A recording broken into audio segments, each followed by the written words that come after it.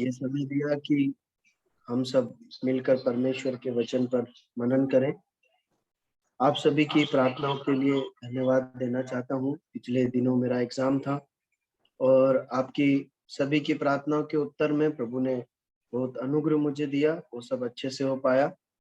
कल मेरा आखिरी वाइवा होना है, कल शाम को। आप उसके लिए भी प्रार्थना करें, प्रभु उसके लिए भी आवश्यक अनुग्रह दे और वो भी अच्छे से हो सके। हम परमेश्वर के वचन पर मनन करेंगे और जैसा हम करते आए हैं प्रेरितों के काम की पुस्तक और उसके 15वें अध्याय से हम आज कुछ बातें मनन करेंगे। प्रेरितों के काम की पुस्तक 15 अध्याय और उसकी एक आयत से आगे की कुछ आयतों तक हम पढ़ लें। जिन्हें मिले जल्दी से बारी बारी से पढ़ सकते हैं। प्रेरितों के काम 15 अध्याय। फिर कितने लोग यहूदियों से आकर भाइयों को सिखाने लगे कि यदि मूसा की रीति पर तुम्हारा खतना न हो तो तुम उद्धार नहीं पा सकते। जब पौलुस और बरनबास का उनसे बहुत झगड़ा और वाद विवाद हुआ तो वह ठहराया गया कि पौलुस और बरनबास और हम में से कितने और व्यक्ति इस बात के विषय में यरूशलेम को प्रेरितों और प्राचीनों के पास जाए। तो मंडली ने उन्हें कुछ दूर तक पहुंचाया और वे फिनीके और सामरिया से होते हुए अन्य जातियों को मन फेरने का समाचार सुनाते गए और सब भाइयों को बहुत आनंदित किया।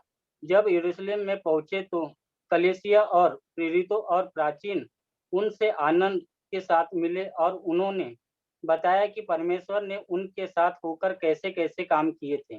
परंतु फरीसियों के पंथ में से जिन्होंने विश्वास किया था उनमें से कितनों ने उठकर कहा कि उन्हें खतना कराना और मूसा की व्यवस्था को मानने की आज्ञा देना चाहिए। तब प्रेरितों और प्राचीन इस बात के विषय में विचार करने के लिए इकट्ठे हुए।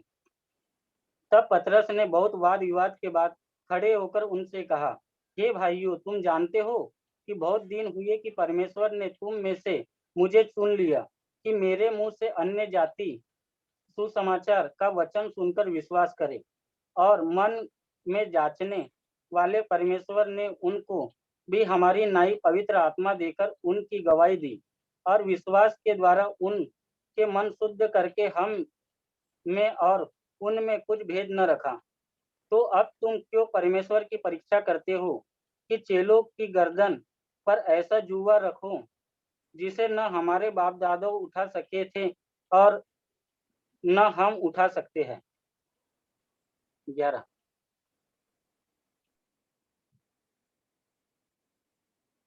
तब सारी सभा चुपचाप बरनबास और पौलुस की सुनने लगी कि परमेश्वर ने उनके द्वारा अन्य जातियों में कैसे बड़े बड़े चिन्ह और अद्भुत काम दिखाए।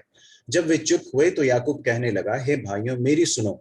शमौन ने बताया कि परमेश्वर ने पहले पहल अन्य जातियों पर कैसी कृपा दृष्टि की कि उनमें से अपने नाम के लिए एक लोग बना ले।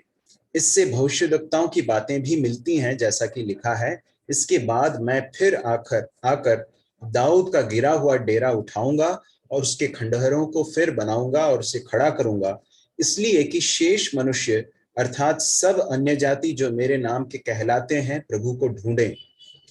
यह वही प्रभु कहता है जो जगत की उत्पत्ति से इन बातों का समाचार देता आया है।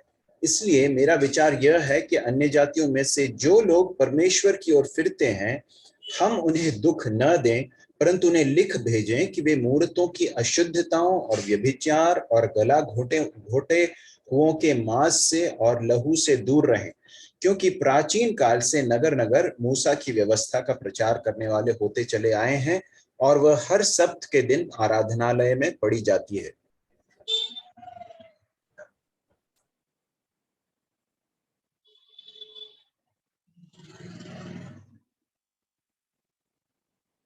आगे 29 तक पढ़ना है हमें। कोई और भाई पढ़े।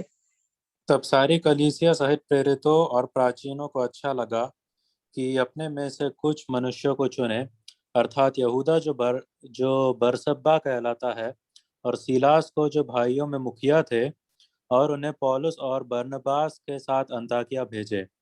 उन्होंने उनके हाथ यह लिख भेजा, अंताकिया और सीरिया और कलीकिया के रहने वाले भाइयों को जो अन्य जातियों में से हैं, प्रेरितों और प्राचीन भाइयों का नमस्कार। हमने सुना है कि हम में से कुछ ने वहां जाकर तुम्हें अपनी बातों से घबरा दिया और तुम्हारे मन उलट दिए हैं, परंतु हमने उनको आज्ञा नहीं दी थी। इसलिए हमने एक चित होकर ठीक समझा कि चुने हुए मनुष्यों को अपने प्रिय बरनबास और पौलुस के साथ तुम्हारे पास भेजे। ये ऐसे मनुष्य हैं जिन्होंने अपने प्राण हमारे प्रभु यीशु मसीह के नाम के लिए जोखिम में डाले हैं। इसलिए हमने यहूदा और सीलास को भेजा है, जो अपने मुंह से भी ये बातें कह देंगे। पवित्र आत्मा को और हमको ठीक जान पड़ा कि इन आवश्यक बातों को छोड़ तुम पर और बोझ ना डालें, कि तुम मूर्तों पर बलि किए हुओं में से और लहू से और गला घोटे हुओं के मांस से और व्यभिचार से दूर रहो। इनसे दूर रहो तो तुम्हारा भला होगा। आगे शुभ। परमेश्वर अपने वचन के पढ़े और सुने जाने पर आशीष दे। आइए हम प्रार्थना करें। हमारे प्रभु, हम आपसे प्रार्थना करते हैं कि आपके वचन को आप ही हमें समझा दीजिए, और प्रभु इसके द्वारा जो सच्चाइयां हमें सीखना जरूरी है, प्रभु हमारे हृदय में उन सच्चाइयों को भर दीजिए प्रभु अपने पवित्र आत्मा के द्वारा। और इन वचनों के द्वारा आप जो चाहते हैं कि हम सीखें और उस पर चलें, उसके लिए मदद कर प्रभु। आप ही हमसे बात करें प्रभु, मनुष्य के द्वारा इसे अशुद्ध होने से बचाएं प्रभु। हमारे जीवन में कुछ भी रुकावट ना रहे प्रभु। कुछ रुकावट है, पाप है तो क्षमा करें, सहायता करें प्रभु। आपसे प्रार्थना है प्रभु यीशु मसीह के नाम, आमीन। पिछले अध्ययन में हमने देखा था कि किस प्रकार पौलुस की जो प्रथम मिशनरी यात्रा है, जो बरनबास के साथ उसने आरंभ की थी, वो पूरी होती है। और वो अंताकिया से निकले थे और अपनी उस पहली मिशनरी यात्रा को पूरा करके वापस ही अंताकिया में पहुंच जाते हैं। अब वहां पर जो उनकी यात्रा पूरी होने के बाद जो बातें हुई हैं, उसके बारे में आज हमने विवरण देखा है। तो ये 15वां अध्याय जो शुरू होता है, ये एक बहुत एक गंभीर मुद्दे को लेकर आरंभ होता है। क्या है मुद्दा? 15 अध्याय और पहली आयत, क्या है मुद्दा?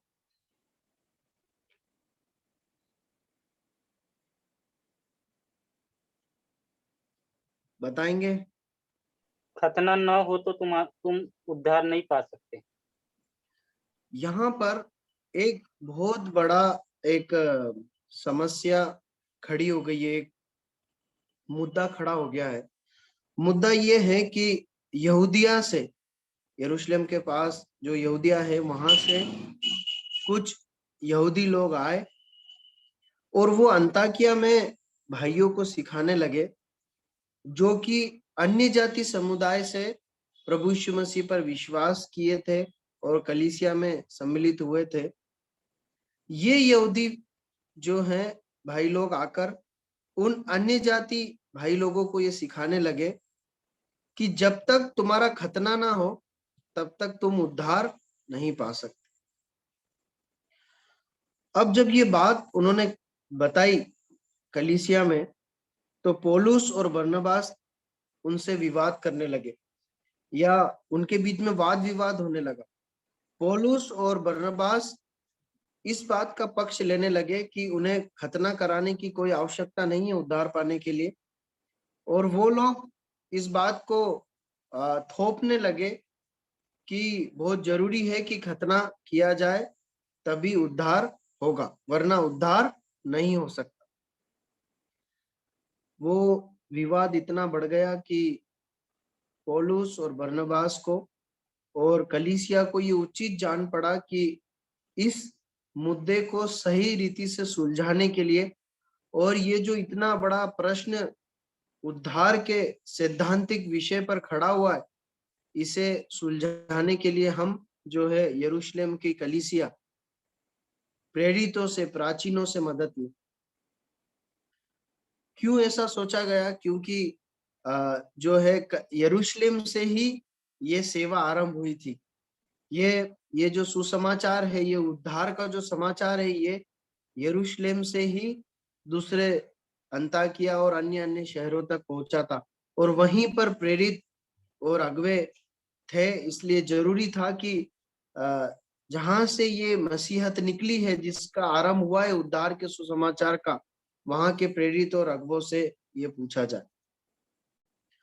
इस घटना का कुछ संक्षिप्त विवरण हम गलातियों की पत्री में भी पढ़ते हैं, और यदि वहां आप इसे पढ़ेंगे तो पौलुस बताता है कि परमेश्वर के आत्मा ने इस मुद्दे को डील करने के लिए उभारा। पौलुस, बरनबास और कलीसिया को परमेश्वर के आत्मा ने उन्हें भेजा कि ये वो यरूशलेम जाएं और इस विषय पर सही बातों को समझें, या क्या ये जो यहूदी भाई लोग सिखा रहे हैं आकर ये यरूशलेम की कलीसिया की ओर से भेजे गए हैं क्या, और इसमें कितनी सच्चाई है इस विषय में, इस पर मनन करें। प्रभु की सहायता से, प्रभु अनुग्रह दे, आज हम थोड़ी देर इस भाग से परमेश्वर के वचन की कुछ महत्वपूर्ण सच्चाइयों को सीखने की कोशिश करेंगे। हम भी इस मुद्दे को परमेश्वर के वचन से समझने की कोशिश करेंगे, ताकि हम जो आज प्रभु यीशु मसीह पर विश्वास करते हैं और जिन्होंने पिछले कुछ समयों में विश्वास किया, जो विश्वास में नए हैं, वो अपने विश्वास में बहुत मजबूत हो सके। तो मुद्दा ये था कि अगर उद्धार पाना है तो खतना भी कराना जरूरी होगा। ये मुद्दा खड़ा हुआ था। कुछ लोग इस पक्ष में बातें कर रहे थे कि उद्धार पाने के लिए खतना कराना जरूरी है, और कुछ विश्वासी भाई लोग इस पक्ष में थे कि नहीं, खतना कराने की कोई जरूरत नहीं। अब हम इन दोनों बातों को अलग अलग समझेंगे। सबसे पहले हम खतने के बारे में समझेंगे, खतना क्या है, इसकी शुरुआत कहाँ से हुई। फिर हम उद्धार के विषय में कुछ सच्चाइयों को देखेंगे। फिर हम दोनों को मिलाकर, दोनों को जब अलग अलग समझेंगे तो हमें स्पष्ट हो जाएगा कि खतना क्या है, क्यों है, किसको दिया गया, उद्धार क्या है, और उसके बारे में परमेश्वर का वचन क्या सच्चाइयां बताता है। फिर दोनों को मिलाकर हम निष्कर्ष पर आएंगे कि परमेश्वर का वचन क्या सच्चाई को प्रकट करता है। देखिए, जब ये मनन हम कर रहे हैं, ये अध्ययन हम कर रहे हैं, तो बहुत अपने हृदय को खोलें और इस प्रार्थना के साथ हम इस अध्ययन को करें कि परमेश्वर का आत्मा बहुत ही सामर्थ्य के साथ अपनी सच्चाई को हमारे हृदय में भर दे। देखिए, सच्चाइयां सीखना बहुत जरूरी इसलिए है ताकि हम गलत शिक्षाओं में भटक ना जाएं। उस समय ये एक बहुत बड़ी एक गलत शिक्षा उजागर हुई थी, और आपको ताजुब होगा ये जानकर जब आप प्रेरितों के काम की पुस्तक को आगे पढ़ते जाएंगे। वरन जब आप नए नियम की आगे की पौलुस की पत्रियों को पढ़ेंगे, तब भी आपको पता चलेगा कि ये एक बहुत बड़ा विवाद का विषय बार बार उभर कर आया है। ये झूठी शिक्षा बार बार शैतान ने, या जो लोग प्रभु यीशु मसीह पर विश्वास नहीं करते, उन्होंने कलीसिया में डालने की कोशिश की है, ताकि मसीहत जो है वो बिगड़ जाए, या विश्वास की और उद्धार की जो सच्चाई है वो बिगड़ जाए, परमेश्वर का वचन मिलावट में बदल जाए। प्रभु सहायता करे। ठीक है, सबसे पहले हम देखते हैं कि ये लोग बोलते हैं कि मूसा की रीति पर खतना कराना जरूरी है। तो ये कहाँ से आया? तो हमें बहुत सारी आयतों को पढ़ना होगा, इसलिए जब आयत बताई जाती है तो जल्दी से पढ़ने की कोशिश करें। आप निकाले लेवी व्यवस्था की पुस्तक 12 अध्याय और 3 आयत।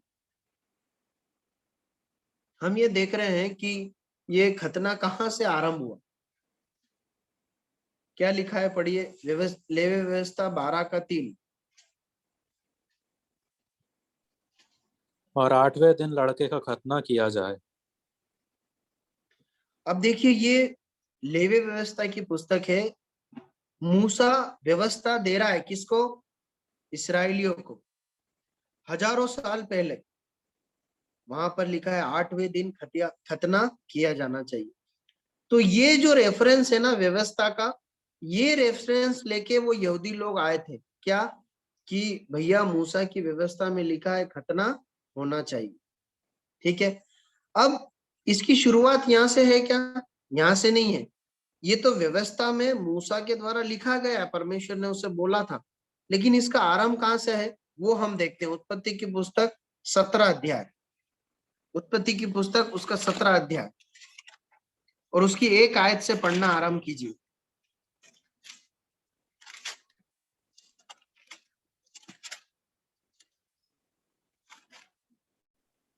उत्पत्ति की पुस्तक 17 अध्याय 1 आयत से पढ़िए।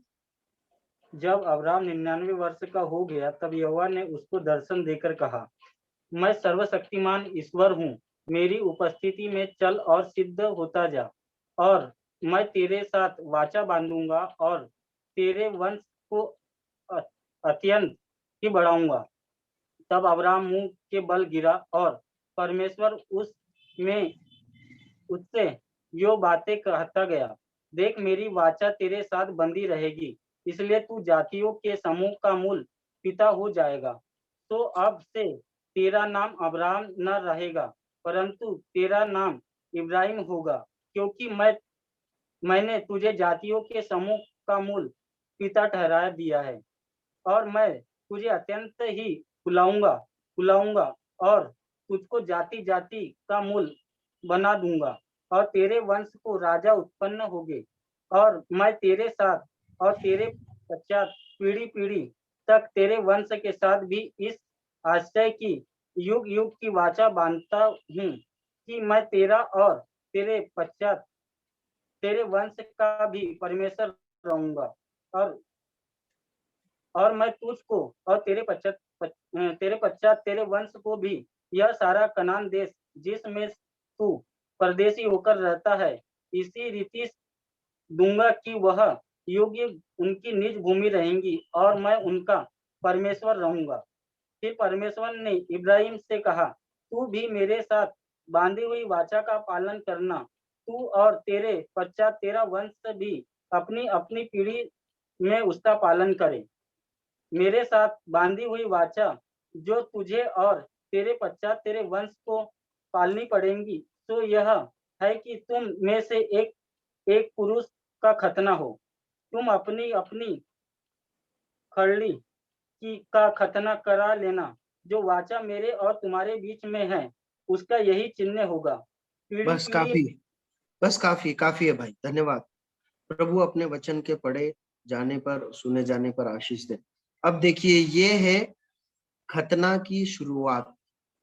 ठीक है, परमेश्वर कहता है इब्राहिम से, मैं तेरे साथ एक वाचा बांधूंगा और वो वाचा तेरे और तेरे बाद तेरे वंश के साथ भी बनी रहेगी। अब वो वाचा क्या है, हम उस वाचा को 1 आयत से 9वीं आयत तक देखते हैं, और जब हम उसे पढ़ते हैं तो कुछ सच्चाइयां समझ में आती है। क्या? सबसे पहली बात कि परमेश्वर इब्राहिम से एक वाचा बांधता है। वो वाचा क्या है कि मैं तेरा परमेश्वर होऊंगा। आप समझिएगा, इब्राहिम जब हारान से निकला तब वो यहोवा परमेश्वर को नहीं जानता था। मतलब वहां बुलाए जाने से पहले परमेश्वर ने जब तक उसे बुलाया नहीं, जब वो हारान में रहता था, उससे पहले वो मूर्ति पूजक एक व्यक्ति था। बाइबल के परमेश्वर को नहीं जानता था, ना उस पर विश्वास करता था, परंतु वो अन्य देवी देवताओं का पूजने वाला था, मूर्ति पूजक एक व्यक्ति था। अब परमेश्वर उससे वाचा बांध रहा है क्या, कि मैं तेरा परमेश्वर। ठीक है, उसके बाद वो कहता है कि मैं तेरे बाद तेरी पीढ़ियों का भी परमेश्वर रहूंगा। उसके बाद मैं तुझे आशीष दूंगा। उसके बाद मैं तुझे कनान देश में पहुंचाऊंगा, मैं तुझे फलाऊंगा फुलाऊंगा। फिर उसके बाद वो कहता है परमेश्वर कहता है कि तेरे वंश से राजा होंगे। आप समझ रहे हैं? देखिए, परमेश्वर ने अनेक प्रतिज्ञाएं की, आशीषें दी, उससे एक वाचा बांधी। वो वाचा का एक चिन्ह था खतना। आप समझ रहे हैं? 11वीं आयत में लिखा है, जो वाचा मेरे और तुम्हारे बीच में है उसका ये चिन्ह होगा। क्या चिन्ह होगा? वो तुम्हारे शरीर में ये चिन्ह होगा कि तुम अपनी खलड़ी का, पुरुष लोग अपनी खलड़ी का खतना करें और वहां से चमड़ी को हटा दें। और ये चिन्ह जब तक मनुष्य जीवित रहता है उसके अंदर रहता है कि वहां उसकी चमड़ी वहां पर नहीं होती, उसे पहचाना जा सकता। परमेश्वर कहता है कि मैंने जो प्रतिज्ञा की उसका ये चिन्ह। तो सरल शब्दों में अगर हम समझे तो खतना क्या है? खतना जो है मनुष्य के, उन इस्राएलियों के शरीर में एक चिन्ह था जो उन्हें परमेश्वर की प्रतिज्ञाओं को स्मरण दिलाता था। क्या? कि हम परमेश्वर के हैं, यहोवा परमेश्वर हमारा परमेश्वर है, वो हमें आशीष देता है, वो हमें चलाता है, उसने हमें कनान देश दिया है और वो पीढ़ी से पीढ़ी तक हमारा परमेश्वर बना रहेगा। ये है खतना, ये खतने का चिन्ह है। अब जरा ध्यान दीजिए, जब हम इसके बारे में पढ़ रहे हैं तो यहाँ पर कहीं पर भी उद्धार का जिक्र नहीं है। उसके बाद इसमें शारीरिक जो संसार पे, धरती पे पाई जाने वाली है वो आशीषें इसमें सम्मिलित है। यद्यपि जब जो लोग परमेश्वर के वचन को समझते हैं और जो आत्मिक दृष्टि से इसे देख पाते हैं, वो प्रभु यीशु मसीह के द्वारा तुलना करके आत्मिक आशीषों के रूप में इसे गिनते हैं। लेकिन एक यहूदी के रूप में जब देखें हम, यहाँ पर ये जब आशीषें लिखी गई है, प्रतिज्ञा लिखी गई है, तो धरती पर की बातों को, धरती पर की आशीषों को यहाँ जोड़ा गया है। परमेश्वर ने प्रतिज्ञाओं को बांधा। जैसे मैं तेरे वंश को बढ़ाऊंगा, तो है ना, वहां पर जो हम देखते हैं इस्राएलियों के वंश के बारे में है। उसके बाद कनान देश दूंगा, तो कनान देश परमेश्वर ने दिया उनको, है ना। राजा होंगे तो राजा हुए, ठीक है। इन सब के आत्मिक अर्थ है। लेकिन जब यहाँ पर हम खतने के विषय में देखते हैं तो ये सब प्रतिज्ञा परमेश्वर वाचाएं जो है इब्राहिम के साथ बांधता है और उसका एक चिन्ह देता है। तो हमें इन सब बातों को पढ़ने से समझ में आता है कि खतना एक अलगाव का चिन्ह था। खतना परमेश्वर की वाचा का जो इब्राहिम के साथ और उसके वंश के साथ बांधी गई, उसका एक चिन्ह था।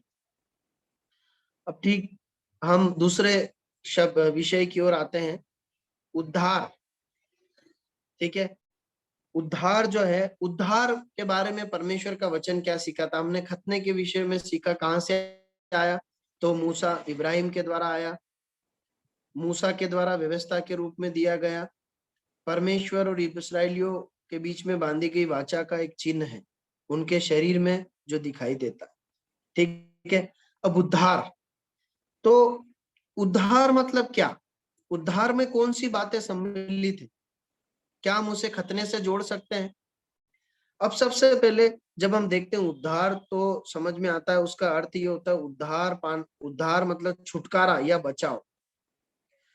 तो उद्धार को समझना है तो कुछ बातें उसके बारे में समझना जरूरी है। तो सबसे पहली बात कि जब उद्धार बोला जाता है तो उसका अर्थ होता है छुटकारा या बचाव। तो उद्धार पाना मतलब किस बात से उद्धार पाना, या मनुष्य जाति को किस बात से छुटकारा पाने की या बचने की जरूरत है? तो पहली बात हम देखते हैं किससे छुटकारा या उद्धार पाने की जरूरत है। अब हम उद्धार के विषय में समझ रहे हैं, उद्धार मतलब क्या है। तो उसमें पहली बात, किस से उद्धार या किस चीज से उद्धार या छुटकारा पाने की जरूरत है। पढ़िए कुलस्सियों पहला अध्याय 13 और 14 है। कुलस्सियों पहला अध्याय 13 और 14 है।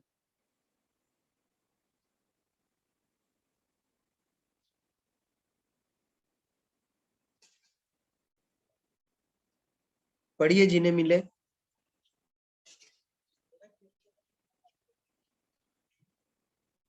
कुलस्सियों पहला अध्याय 13 और 14 है। उसी ने हमें अंधकार के वंश से छुड़ाकर अपने प्रिय पुत्र के राज्य में प्रवेश कराया, जिसमें हमें छुटकारा अर्थात पापों की क्षमा प्राप्त होती है। 13-14 जी,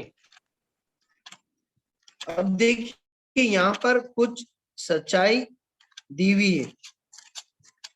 क्या सच्चाई है?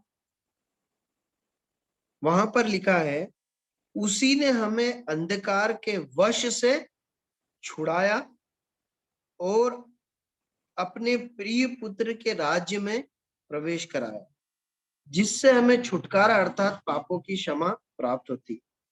तो जब उद्धार की बात की जाती है, छुटकारे और छुड़ाओ और बचाव की बात की जाती है, तो अंधकार के वश से छुड़ाए जाने की बात की जा रही, पाप के दंड से छुड़ाए जाने की बात की जा रही।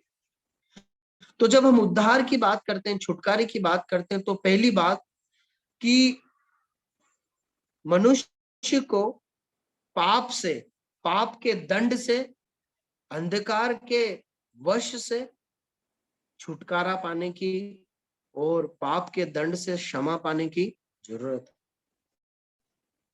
प्रियो, जब अदन की वाटिका में आदम और हवा ने पाप किया तो वो परमेश्वर की महिमा से रहित हो गए। लिखा है वो मर गए, वो मृत्यु के दंड के अधीन चले गए, वो अंधकार के वश में चले गए और पाप का दंड उस पर आ गया।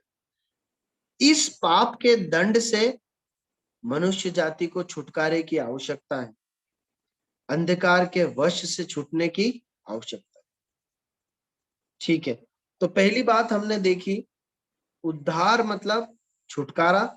छुटकारा पाना मतलब किस चीज से छुटकारा पाने की आवश्यकता है? पाप से, अंधकार के वश से, शैतान के वश से छुटकारा पाने की आवश्यकता है। अब दूसरी बात, किसको उद्धार पाने की आवश्यकता?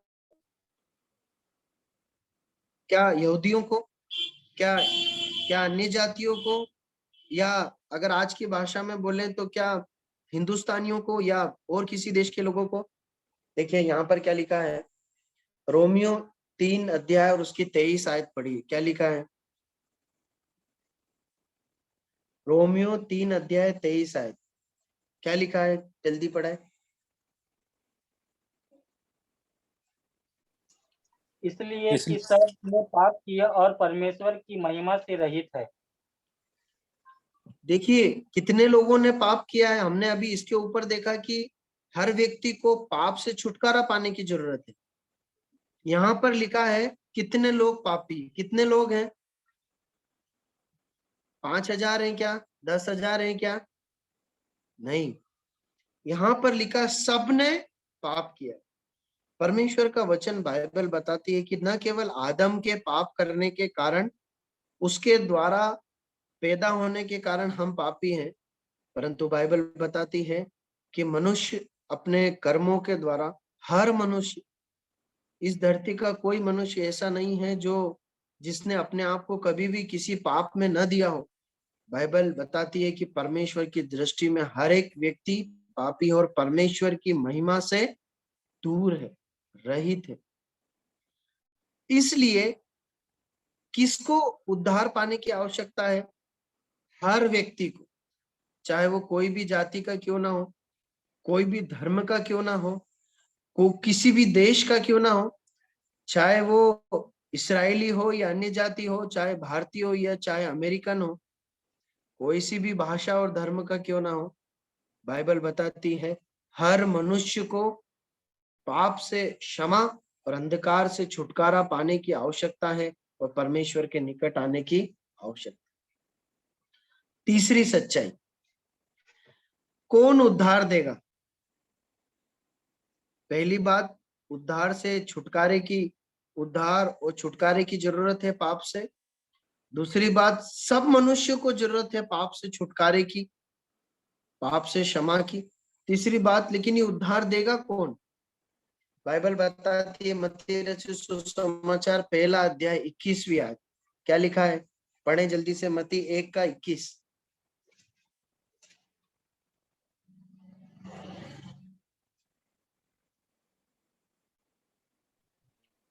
वह पुत्र जनेंगी और तू उसका नाम यीशु रखना, क्योंकि वह अपने लोगों का उनके पापों से उद्धार करेगा। क्योंकि वह अर्थात प्रभु यीशु मसीह अपने लोगों का उनके पापों से उद्धार करेगा। प्रभु यीशु मसीह है जो पापों से क्षमा, पाप के दंड से मुक्ति दे सकते हैं।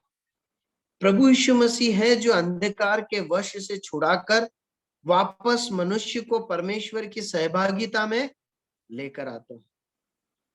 वहां पर स्वर्गदूतों ने ऐलान किया कि उसका नाम यीशु रखना। क्यों?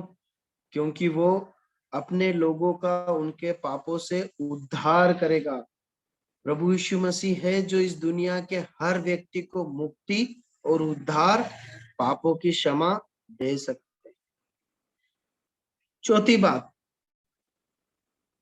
मनुष्य कैसे उद्धार प्राप्त कर सकता है? बाइबल बताती है कि हर मनुष्य को उद्धार पाने की, पाप से छुटकारे की जरूरत है। बाइबल बताती है कि प्रभु यीशु मसीह वो उद्धार देंगे, वो क्षमा देंगे। अब क्या प्रभु यीशु मसीह दे रहे हैं तो हर व्यक्ति के पास उद्धार है, पापों की क्षमा है क्या? नहीं है। एक मनुष्य उसे कैसे पाए? हम परमेश्वर के वचन में देखेंगे। अगली बात, चौथी बात, कि मैं या मनुष्य कैसे उद्धार प्राप्त कर सकता है। बाइबल क्या बताती है? उद्धार पाने का रास्ता क्या है? पढ़िए रोमियो 10 का 9 और 10। रोमियो 10 का 9 और 10 क्या लिखा है?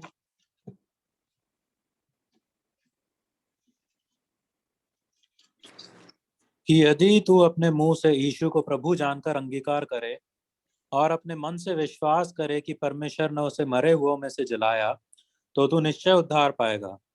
क्योंकि धार्मिकता के लिए मन से विश्वास किया जाता है और उद्धार के लिए मुंह से अंगीकार किया जाता है।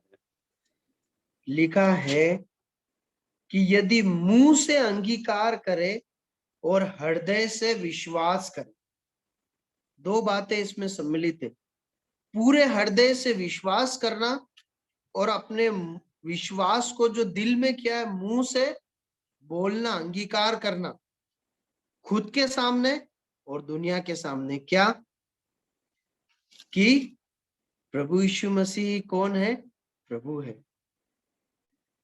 वही प्रभु है, वही पापों के लिए मर गया, वही पापों के लिए मरकर मृत्यु में से जी उठा। अगर ये विश्वास करेंगे तो क्या पाएंगे? उद्धार पाएंगे। देखिए एक और आयत में आपके लिए पढ़ता हूं, प्रेरितों के काम उसका 16 अध्याय 30 और 31। आप लिख रहे हैं तो लिख लीजिए, मैं आपके लिए पढ़ता हूँ। प्रेरितों के काम 16, 30, 31। एक प्रश्न यहाँ पर पूछा जा रहा है और जो वो दरोगा है ये प्रश्न पूछता है। 30 और 31 आयत, प्रेरितों के काम 16, 30, 31। है साहिबो, उद्धार पाने के लिए मैं क्या करूं? उन्होंने कहा, प्रभु यीशु मसीह पर विश्वास कर तो तू और तेरा घराना उद्धार पाएगा। किस पर विश्वास करना होगा? प्रभु यीशु मसीह पर। तो तू भी उद्धार पाएगा, तेरा घराना भी उद्धार पाएगा। अगर प्रभु यीशु मसीह पर विश्वास करेंगे तो ही किसी भी जाति, किसी भी धर्म, किसी भी देश और किसी भी भाषा को बोलने वाला व्यक्ति उद्धार पा सकता है। क्या करना होगा? अंगीकार करना होगा, विश्वास करना होगा कि मैं कौन हूं? मैं पापी हूं, मुझे पाप क्षमा की जरूरत है और प्रभु यीशु मसीह ही पाप क्षमा दे सकते हैं। मैं अपने पापों की क्षमा मांगता हूं और प्रभु यीशु मसीह को अपना प्रभु परमेश्वर करके ग्रहण करता हूं और अपना जीवन उनके हाथों में सौंपता हूं। अगर एक व्यक्ति अपने हृदय में इस विश्वास को करता है और अपने होठों से अंगीकार करता है तो बाइबल बताती है कि वो उद्धार पाता है। इसको थोड़ा सा और समझने की कोशिश कीजिए, करेंगे परमेश्वर के वचन से। कुछ आयतों को पढ़ेंगे, उद्धार के बारे में कुछ और महत्वपूर्ण सच्चाइयां मुझे लगता है कि मुझे परमेश्वर ने ऐसा उभारा कि उन सच्चाइयों को हम देखें, दोहराएं, अपने हृदय में भर लें उद्धार के विषय में कोई शक नहीं रहे, इसलिए कुछ सच्चाइयों को देखना जरूरी है। देखिए रोमियो माफ कीजिए, मत्ती 19:25-26 पढ़िए। कुछ सच्चाइयों को उद्धार के विषय में हम देख रहे हैं ताकि हम गलत शिक्षा या गलत विचारों का सामना कर सके। मत्ती 19:25-26 क्या लिखा है, पढ़े।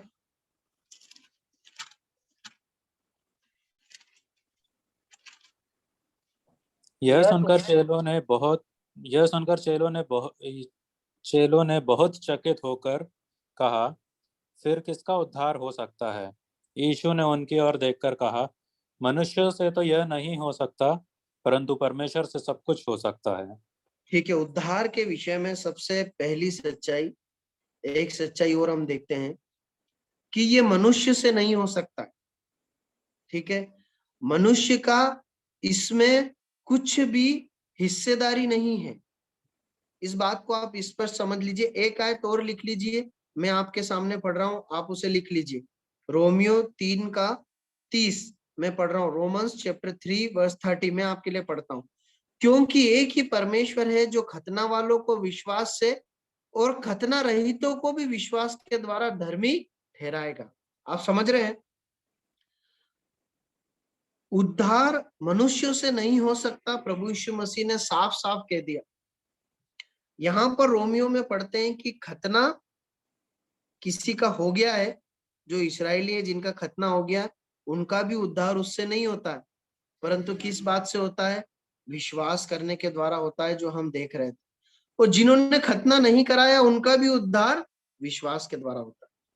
प्रिय भाई बहनों, मैं आपको बताना चाहता हूं, परमेश्वर का वचन बताता है कि हम कुछ भी करके अपने उद्धार के लिए योग्य नहीं है, या हमारा उसमें कुछ हिस्सा नहीं है। ये परमेश्वर का दान है। परमेश्वर ने अपनी बड़ी करुणा और अनुग्रह में ऐसा प्रबंध किया है कि मनुष्य केवल विश्वास करके उद्धार को अपना ले। उद्धार दिया गया है। एक मनुष्य जब विश्वास करता है तो वो ये बोलता है कि मैं पापी हूं और मुझे तो नरक में जाना चाहिए, मैं इस योग्य नहीं कि परमेश्वर के निकट आऊं, लेकिन प्रभु यीशु मेरे पापों को क्षमा करते हैं, इसलिए मैं परमेश्वर के निकट आ सकता हूं। मैं अपने पापों से मन फिराता हूं और प्रभु आप मुझे क्षमा दान दें, और इसके द्वारा परमेश्वर उसे उद्धार प्रदान करता है। तो पहली बात, ये मनुष्य के द्वारा संभव नहीं है, ये हर जाति हर व्यक्ति के लिए विश्वास के द्वारा संभव है। और ध्यान दीजिए, ये किसी भी कर्म के द्वारा संभव नहीं है। इस्राएली लोग समझते थे खतने का कार्य करेंगे तो उद्धार मिलेगा।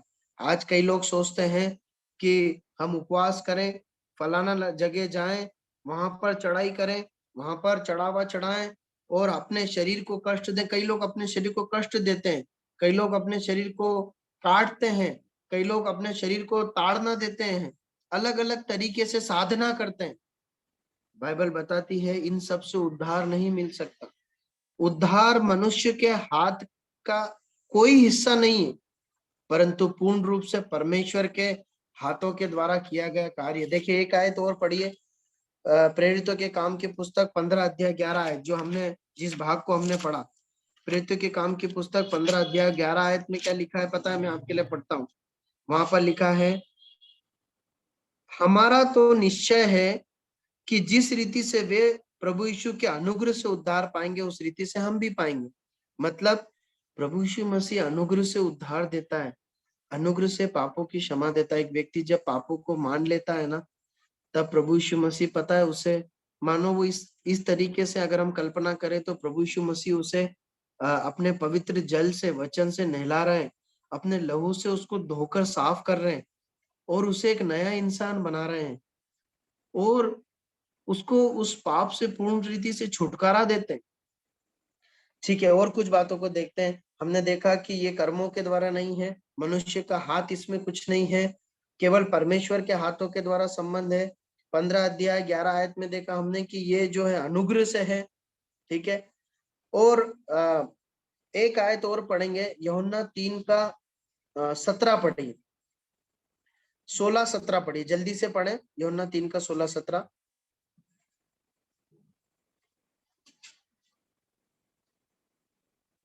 क्योंकि परमेश्वर ने जगत से ऐसा प्रेम रखा कि उसने अपना एकलौता पुत्र दे दिया, ताकि जो कोई उस पर विश्वास करे वह नष्ट न हो परंतु अनंत जीवन पाए। परमेश्वर ने अपने पुत्र को जगत में इसलिए नहीं भेजा कि जगत पर दंड की आज्ञा दे, परंतु इसलिए कि जगत उसके द्वारा उद्धार पाए। देखिए, मैं आपको बताना चाहता हूँ, आज लोग परमेश्वर से उद्धार का रास्ता पूछते हैं या परमेश्वर के सामने अलग अलग काम करने की कोशिश करते हैं कि उद्धार पाए। पर जो भाग हमने पढ़ा यूहन्ना 3 का 16-17, वहां पर बाइबल उन लोगों को बताती कि जिस परमेश्वर से तुम उद्धार मांग रहे हो ना, उस एकमात्र जीवित परमेश्वर ने भेजा है किसी को उद्धार देने। किसको? अपने बेटे को भेजा है, वो प्रभु यीशु मसीह है। यदि प्रभु यीशु मसीह पर विश्वास किया तो जीवित सच्चे परमेश्वर पर विश्वास किया और उसी के जरिए उद्धार प्राप्त होता है। प्रभु सहायता करे। हमें कुछ और सच्चाइयां देखना है। मैं आयतें बोल रहा हूं, आप में से जो लिख रहे हैं लिख लें, और उसको हम पढ़ेंगे नहीं, मैं बस हेडिंग बताकर आगे बढ़ रहा हूं और एक सच्चाई देखकर समाप्त करेंगे। आप लिखिए मरकुस 16 का 16, मरकुस 16 का 16। वहां पर हम पढ़ते हैं कि बपतिस्मे द्वारा भी उद्धार नहीं होता। जैसे उस समय खतना के द्वारा उद्धार होता है, ये गलत शिक्षाएं कुछ लोग फैला रहे थे, वैसे आज वर्तमान में जब आज आप और मैं जीवित हैं, कई झूठे मसीही या जो परमेश्वर के वचन को अच्छे से नहीं समझते, वो ऐसा सिखाते हैं कि बपतिस्मा के द्वारा उद्धार होता है। मतलब यदि बपतिस्मा नहीं लिया और मर गए तो नरक में चले जाएंगे। परंतु परमेश्वर का वचन बताता है कि हमने देखा कि विश्वास से उद्धार होता है, न कि बपतिस्मे से और खतने से होता है। वहां वो स्पष्ट रीति से बताया गया, मरकुस 16:16। उसके बाद पहला कुरिन्थियों 7 का 19 लिख लीजिए, वहां स्पष्ट दिया गया है कि खतने के द्वारा उद्धार नहीं होता। पहला कुरिन्थियों 7 का 19, फर्स्ट कुरिन्थियंस चैप्टर 7 वर्स 19, खतने के द्वारा उद्धार नहीं होता। लूका 8 का 12, वहां पर लिखा है शैतान उद्धार पाने से रोगों को रोकता है। वहां पर बीज के फलवंत होने का दृष्टांत है, समझाया गया है, और वहां पर लिखा गया है कि जो है शैतान जो है परमेश्वर के वचन रूपी बीज को फलने नहीं देता, ऐसा ना हो कि मनुष्य उद्धार पाए। तो हम देखते हैं शैतान जो है वो मनुष्यों को रोकता है कि जो है मनुष्य उद्धार ना पाए। ठीक है, अब हम एक सच्चाई देखकर समाप्त करेंगे। उसके लिए हमें पढ़ना है कुलस्सियों उसका दूसरा अध्याय और उसकी 11 है। कुलस्सियों दूसरा अध्याय उसकी 11 है। क्या लिखा है? पढ़े जल्दी से।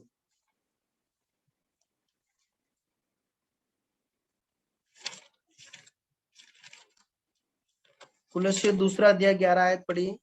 उसी में तुम्हारा ऐसा खतना हुआ जो हाथ से नहीं होता, अर्थात मसीह का खतना जिससे शारीरिक देह उतार दी जाती है।